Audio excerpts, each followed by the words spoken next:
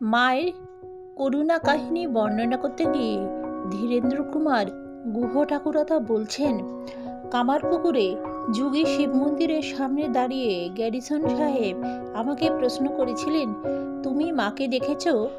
মায়ের কিছু মিরাকেল দেখেছ? মায়ের কিছু অসাধারণ ঘটনার কথা বলো। উত্তরে তাকে বলেছিলাম, তুমি নিজেই তো তার একটি মিরাকেল। মায়ের করুণার বড় উপমা।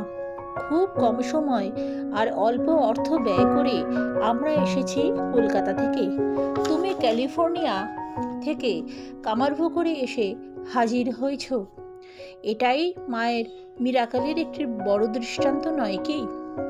পূজনীয় শরৎ মহারাজ ছিলেন মায়ের দাড়ি। তিনি বলতেন, তোর রঙ্গ দেখে রঙ্গময়ী অবাক হয়েছি। আমরাও হতবাক তার লীলা দেখে।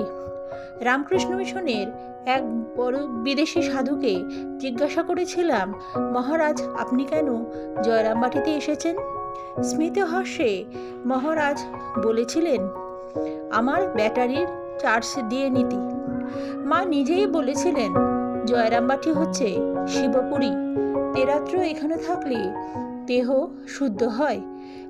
আমায় যদি কেউ বলে ক্ষীরভবানী বা অমরনাথ যাবে, আমি বলি সব তীর্থের সেরা তীর্থ জয়রামবাটি।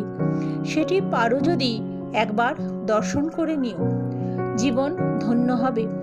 স্বামীজির ভাই মহিমবাবু আমায় বলেছিলেন, সব বলবে কিন্তু মায়ের কথা বলবে খুব সাবধানে।